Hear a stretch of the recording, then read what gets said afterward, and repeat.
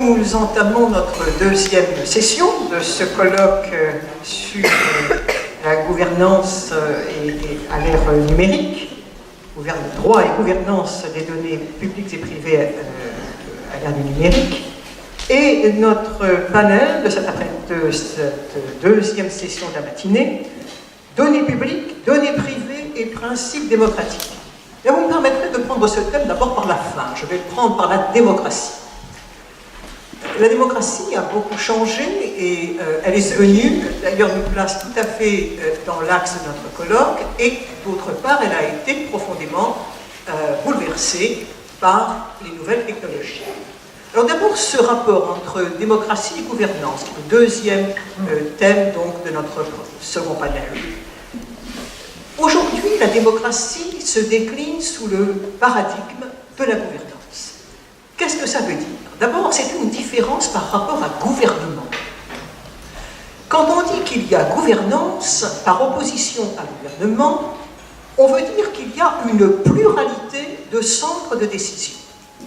Et c'est effectivement la grande différence avec les régimes démocratiques que nous avons connus, que ma génération a connus. Pensez que moi j'ai connu la démocratie populaire. C'était quelque chose à l'époque d'avoir un parti unique, mais ça n'empêchait pas que l'on disait que c'était une démocratie, tout de même. On ne pourrait pas dire qu'il y a une gouvernance dans la démocratie populaire. Il n'y avait pas de gouvernance en RDA, par exemple. Aujourd'hui, en revanche, on parle de gouvernance des démocraties libérales. Tout simplement parce que sur le modèle du pluralisme américain, il y a une pluralité de centres de décision. Et l'une des recettes, ou l'un des principes qui fondent cette pluralité des centres de décision, c'est bien sûr la séparation des pouvoirs. Nous n'aimons pas la séparation des pouvoirs en France parce que nous aimons le pouvoir absolu.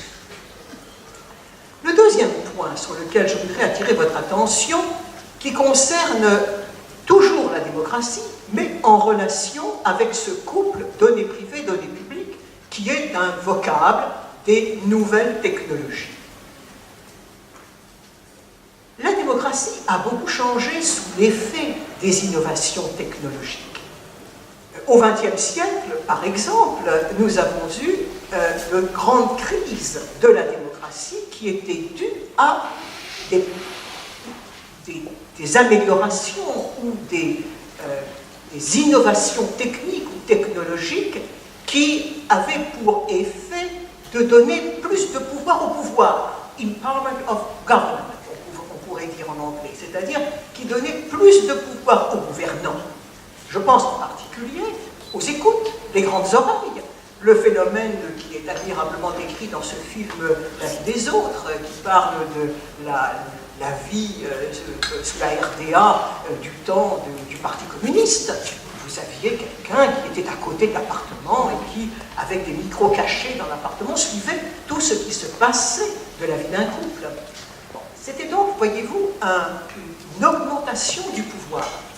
La grande innovation de la technologie dont nous parlons aujourd'hui, celle où il y a données publiques, données privées, c'est que dorénavant, ce n'est pas seulement le pouvoir qui est empowered, c'est l'individu, ce sont les individus, ce sont les citoyens. Et c'est ça la grande nouveauté. Alors c'est ce thème, au fond, me semble-t-il, peut-être vais-je au-delà de 3 communications que je ne connais pas encore, mais il me semble que ce sont ces idées générales qui sont en arrière-fond des 3 thèmes que nous allons décliner dans le temps qui nous reste. Et tout d'abord, justement, de William Gill, démocratie et données publiques à l'ère des gouvernements ouverts, parce que c'est bien cela. Non, je me trompe dans l'ordre. Non, c'est ça. Donc, démocratie et données publiques à l'ère des gouvernements ouverts, dont vous allez nous parler. Je vous dis tout de suite, c'est 20 minutes et pas plus.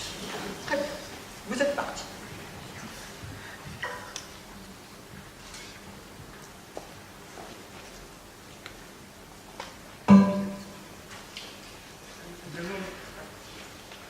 Je vous remercie.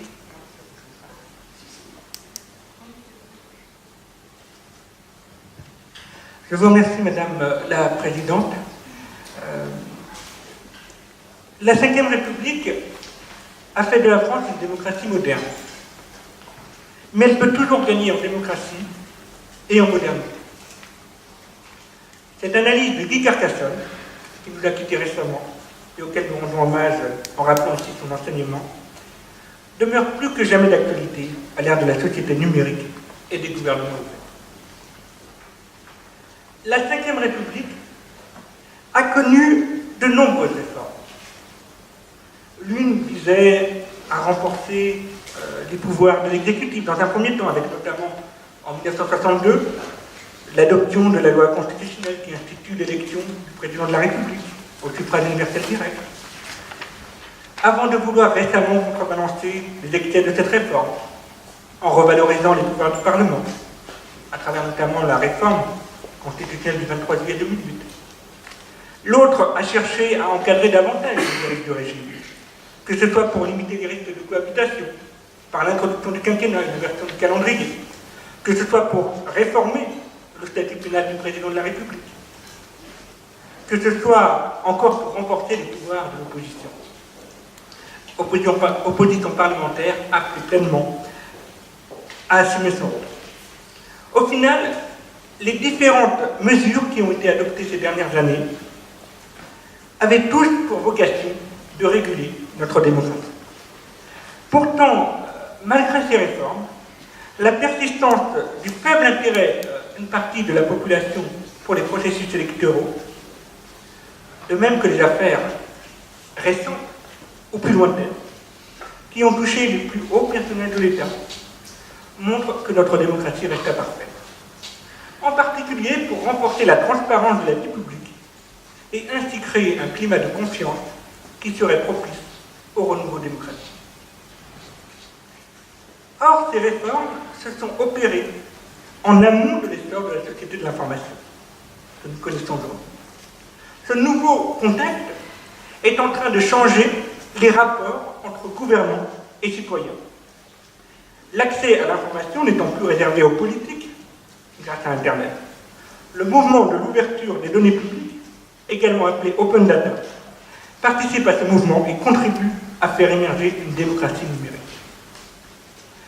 À la faveur de cette évolution, de nouvelles possibilités existent certes, mais des interrogations se posent surtout.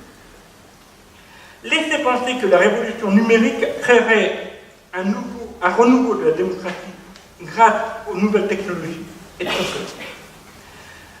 La révolution numérique revêt bien une dimension technique, mais elle ne saurait se limiter à cette seule caractéristique, sous peine de retirer toute portée aux sauts technologiques offerts. La révolution numérique n'aura d'intérêt que si elle conduit à repenser nos modes de fonctionnement. À défaut, la technique prendra le pas sur l'homme, pouvant conduire à une appropriation des nouvelles technologies au profit d'une société totalitaire et liberticide, dénoncée par le passé notamment par George Orwell en 1984, ou encore par Huxley dans Le meilleur des mondes. Aussi importe-t-il de s'assurer que les bénéfices de la société de l'information seront au service des populations pour créer un renouveau démocratique et favoriser une plus grande transparence des actions entre gouvernants et gouvernants. Par les potentialités qu'elle offre en termes de renforcement de nos démocraties modernes, la révolution numérique porte en germe un nouveau contrat de société. Nouveau contrat de société qui est favorisé par l'ouverture des données publiques. Cependant, les technologies restent un outil, c'est-à-dire qu'il dépend de l'utilisation qui en est faite par l'homme, en bien comme en mal.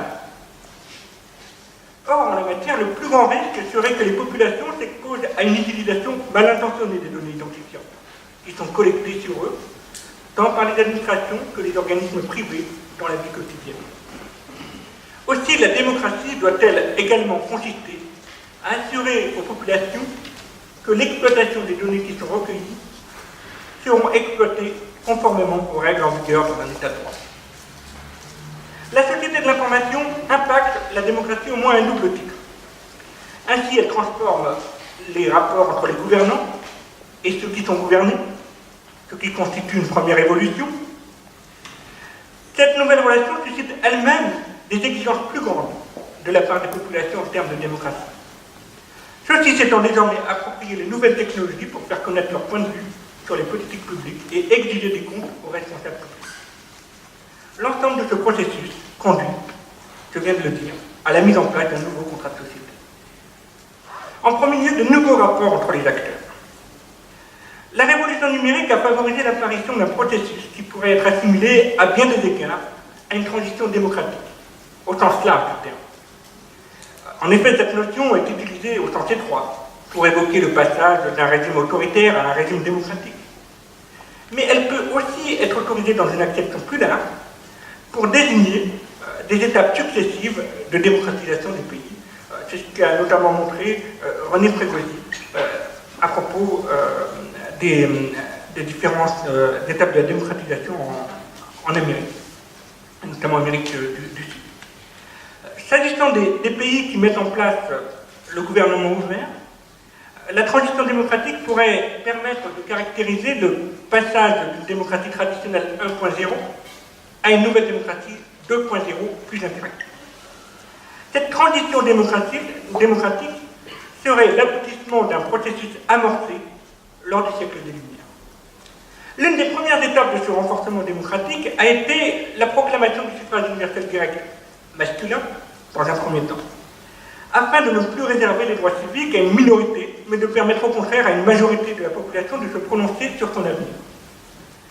Une deuxième évolution majeure résulte de l'extension successive du droit de vote pour les femmes, pour les majeurs, à 18 ans, etc. Le passage de la démocratie représentative à la démocratie participative ou délibérative constitue la troisième étape de ce processus destiné au renforcement de nos démocraties. Les prémices de cette évolution sont sans doute à trouver dans l'apparition du débat public dans les médias, et notamment à la télévision. Récent, les débats télévisés politiques remontent aux années 50, mais celui opposant Richard Nixon et Kennedy aux États-Unis en 1960 fut considéré comme l'un des premiers, comme l'un de ceux qui sont à l'origine de la médiatisation de la vie publique. À travers ces débats s'instaure une nouvelle relation entre gouvernants et entre gouvernés et élus. En effet, la télévision établit une nouvelle relation entre le téléspectateur et les locuteurs politiques. Les débats politiques télévisés ont permis l'apparition d'une démocratie catholique, en portant directement à la connaissance des citoyens les enjeux politiques majeurs pour leur permettre de mieux évaluer la portée des décisions prises par les gouvernants. Ce phénomène s'est amplifié avec l'apparition de l'Internet, les nouveaux médias contribuant à réduire la distance entre gouvernants et gouvernés. La distance culturelle entre mandants et mandataires s'est elle-même estompée sous l'effet de la généralisation, de l'alphabétisation et du progrès quasi permanent du niveau moyen de connaissance et d'études. Combien de fois, devant son poste de télévision, le citoyen aura le sentiment que l'élu n'en sait pas plus que lui. Dans ces conditions, ce n'est plus seulement la qualité de l'offre politique qui est en cause, c'est le contrat de délégation qui institue la démocratie traditionnelle, qui est obsolète et qui donne naissance à une relation nécessairement nouvelle entre citoyens et élus. Le constat de cette obsolescence conduit désormais la télévision à demander plus d'interaction avec les nouvelles technologies, demander aux téléspectateurs d'interagir avec les SMS, les tweets. La télévision connectée est sans doute appelée à renforcer demain encore davantage cette relation entre citoyens et élus lors des débats politiques, avec la possibilité de réagir en direct. L'impact du discours politique est donc amplifié par ce biais, puisqu'il combine à la fois l'acquis de la démocratie catholique et des potentialités offertes par la démocratie numérique. Toutefois, la crise de la démocratie traditionnelle qui vient d'être décrite est plus profonde. Et ces simples évolutions technologiques ne peuvent suffire à elles seules pour y remédier. Cette crise politique implique plus fondamentalement de repenser les relations entre gouvernants et gouvernés.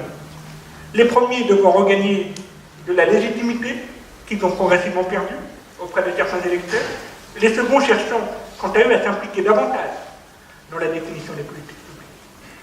Ce renouveau suppose en réalité une exigence mutuelle qui repose sur la confiance. Les gouvernants doivent montrer qu'ils œuvrent en faveur de la transparence, contribuant à la démocratie traditionnelle, la culture du secret de certaines élites et de certaines administrations apparaît de plus en plus suspicieuse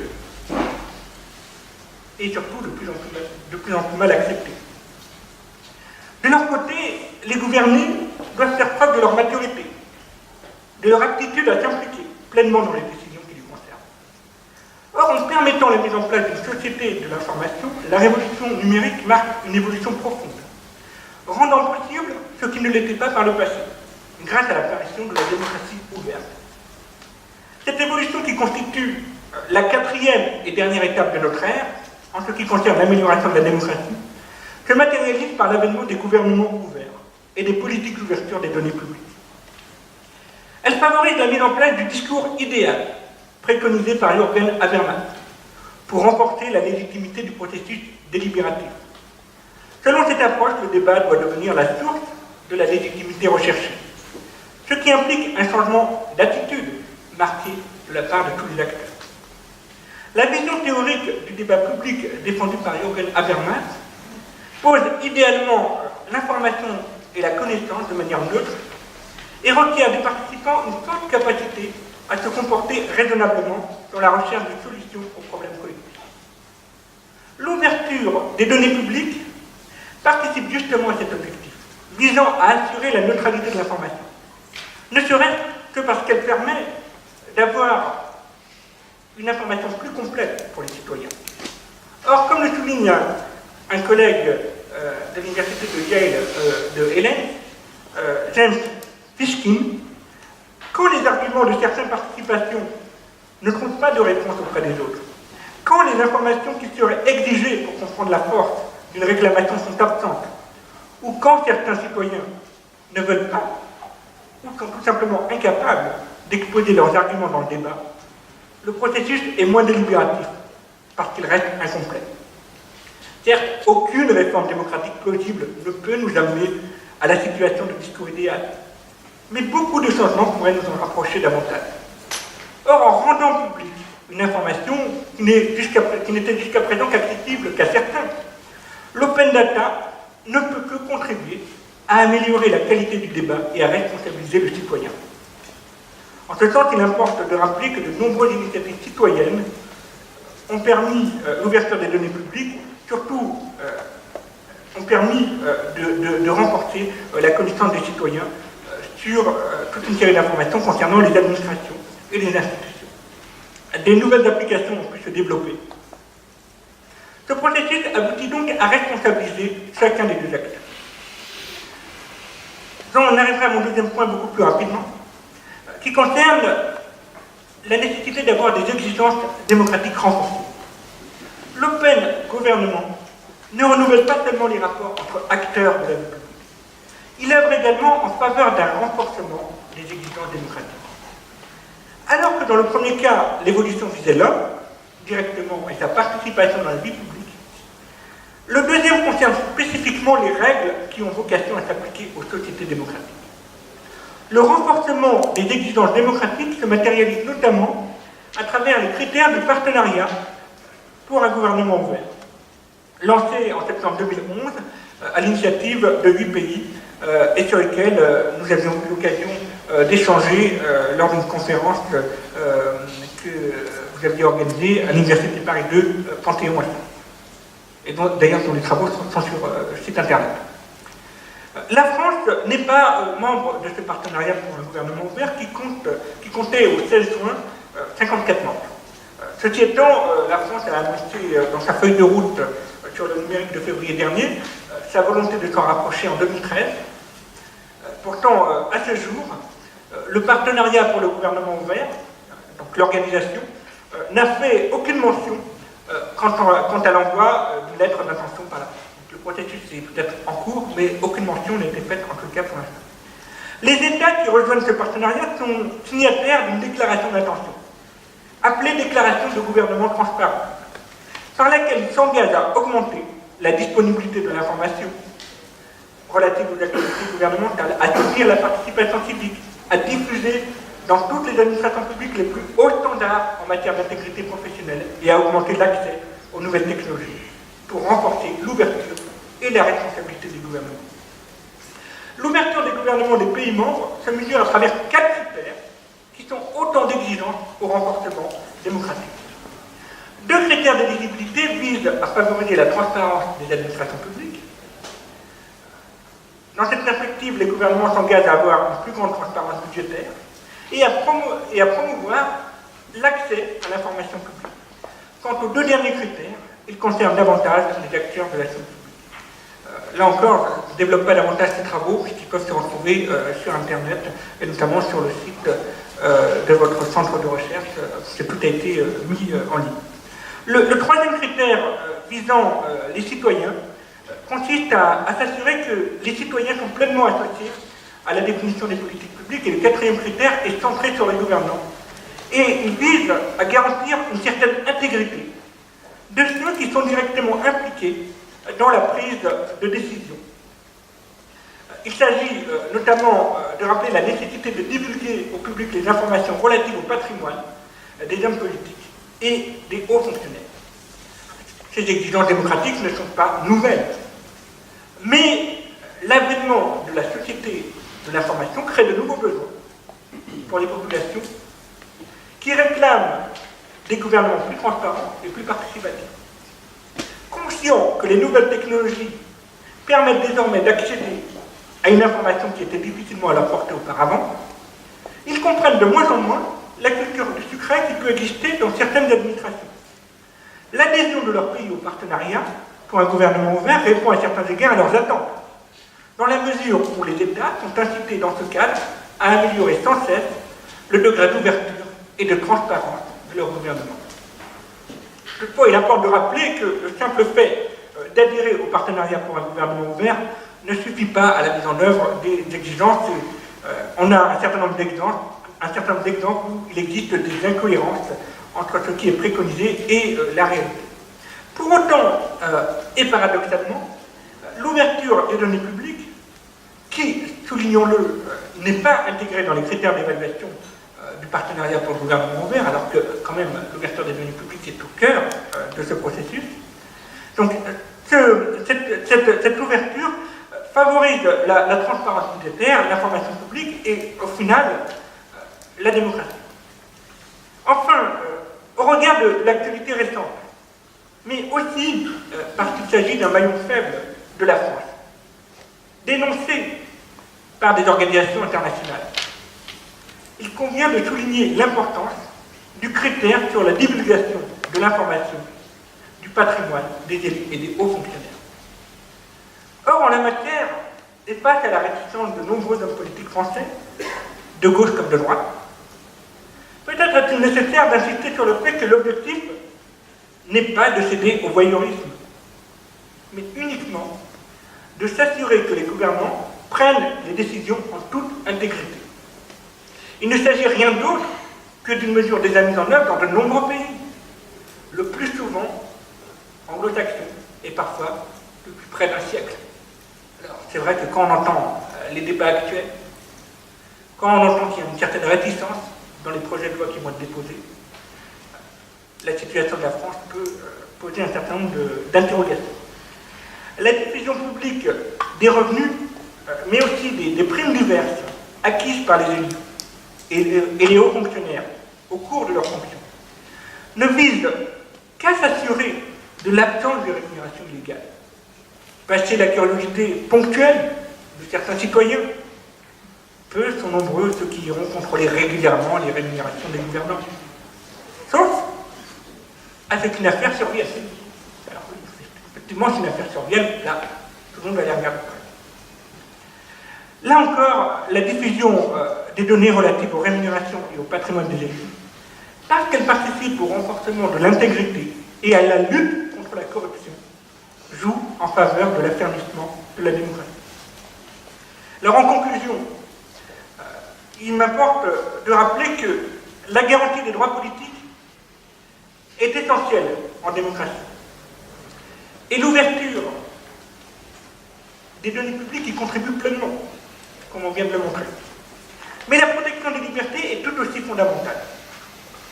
Or, là encore, le lien entre données publiques est étroit. Le lien avec les données publiques est étroit. Ne serait-ce parce que ces dernières sont aussi le plus souvent des données personnelles qu'il faut protéger. Le doyen Favoreux soulignait que le droit constitutionnel moderne met l'accent sur l'état de droit plus que sur la démocratie. Non pas parce que la démocratie est une notion dépassée ou obsolète, mais parce que l'état de droit constitue une étape supplémentaire et un perfectionnement par rapport à la démocratie.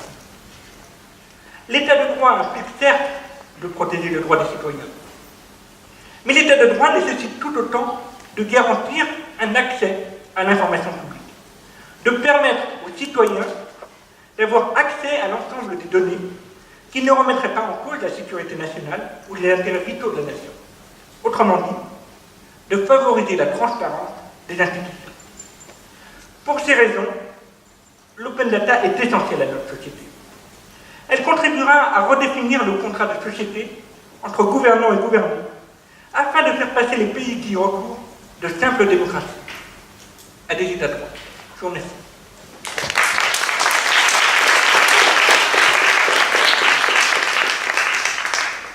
Je vous remercie, William, pour cet exposé superbe, à la fois en la forme et au fond. En la forme parce que vous avez respecté admirablement le temps qui vous était imparti, et au fond parce que vous nous avez brossé un tableau magistral des différentes